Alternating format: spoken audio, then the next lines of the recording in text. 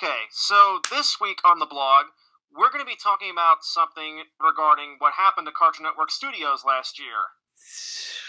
It's kind of hard to fully explain, but to kind of give you all a little bit of the gist about what's been going on, before we get to the main part of the thing, basically, for all the people that are wondering if Cartoon Network's dead and all that stuff, we want to clarify that that is absolutely not the case, and they have moved to, apparently, I think it's called the Second Century Building or something like that, where now they are working alongside WBA.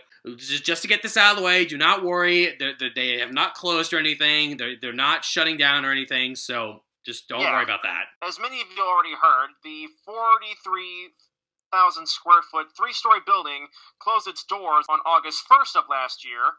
But again, but another piece of clarification, this was not the fault of Warner Brothers Discovery or anything like that, because upon further research, we figured this out months ago, but I think we both thought that this was WBD, but upon further research, it's actually, they wanted to do this, like, years ago before this happened, so, like, around the time of Warner Media or something, possibly, so this has been in development for a long time.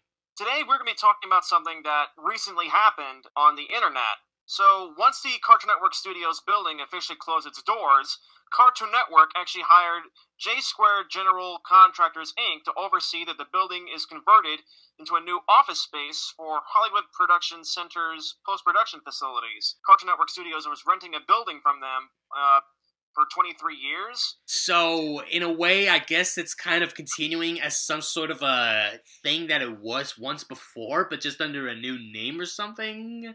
As many of you guys have saw on, like, photos or when you were walking through Burbank, if you live in Burbank, there were two sides of the Cartoon Network Studios building. The first is on the Palm Avenue side of the building, and the second is on the 3rd Street side. It's been that way for years, but apparently sometime after the closure, quote-unquote, of this building, something on Twitter started to pop up.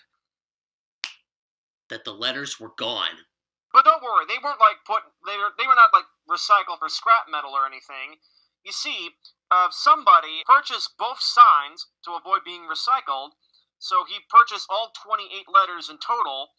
Then they were taken across the street and were kept inside a temperature-controlled room. He eventually shared photos of the signs that he purchased on a Cartoon Network fan community on Reddit, which surprised many users, with some asking how he bought the signs, and others congratulating him on preserving what is like a piece or pieces of Cartoon Network's history. Upon some research that I did some time ago, Brian A. Miller, one of the former powerful members of Cartoon Network Studios, is actually aware of this, but he's not, apparently from what I heard, he's not mad or anything about it. He's actually relieved to see that those letters are perfectly intact and perfectly fine or anything like that. There's a bit of a plot twist. Eventually, he then put the individual letters up for auction on eBay, with each letter pricing around to $300. They basically cost a lot on eBay for each individual letter. Yeah. So to clarify about this, each letter, like Colin said, was priced at around $300 to $400, making the entire lot cost up to approximately $1,025.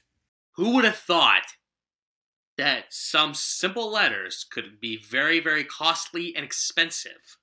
Well, they were basically on a building for like 23 years, so they had to have some kind of value to them. The letters were quickly snatched up by unknown buyers, so they were pretty much selling like hotcakes when they were first listed on eBay. I guess a lot of cartoon buffs wanted to own a piece of Cartoon Network's history. I also did discover that, interestingly, we do know one of the sellers, and that being a popular YouTuber, Veilsky Bum. He actually owns, or actually purchased, one of the A's from the two signs. You guys should have seen the look on my face, because I was just like, pardon? Excuse me, moi? One of his videos talking about the CN sign actually was included on this guy's eBay description for the letters. He was actually quite honored. In case you're wondering about what else happened to the signage on the Cartoon Network Studios building, we can clarify that the little Cartoon Network sign on the building and the Joe Barbera plaque that was on the building ever since it opened were relocated to the second century development building. Which makes sense, because why would you want to waste two things like that, right? So, Jared, how do you feel about the Cartoon Network studio sign being rescued and then sold on the internet to, like, 28 individual Cartoon Network fans who now probably have the letters, like, in their bedrooms or their basements or their attics or their garages somewhere? I'm more so mixed about it, and I'll fully explain why I'm mixed. I do appreciate them for this person for restoring them. I appreciate that. But I don't know if selling them was a good idea, because if I was the person that managed to have these, I'd probably put them on display on a wall somewhere if I had the ability to. Maybe this wall behind me, as a matter of fact, if I had the ability to. But again, I'm not in control of you. You do you. He didn't have enough space in his apartment or his house to keep all 28 letters. How do I feel about this?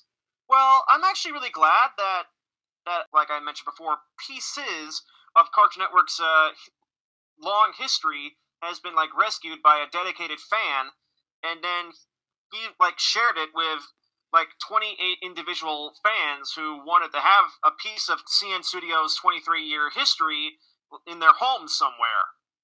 I'm probably guessing they probably have the letters, like, hung up on a wall, or sitting on a floor, or on a big shelf, if the letters could fit on a shelf. Who even knows at this point? I'm really glad that the signs were rescued. That's all I'm trying to say. What do you guys think about this? Do you feel like the Cartoon Network sign should have been rescued by Cartoon Network themselves? Or would you rather have the fans actually save the sign from being tossed in the trash? Let us know what you guys think in the comments below, and who knows, maybe we'll respond to them in the future.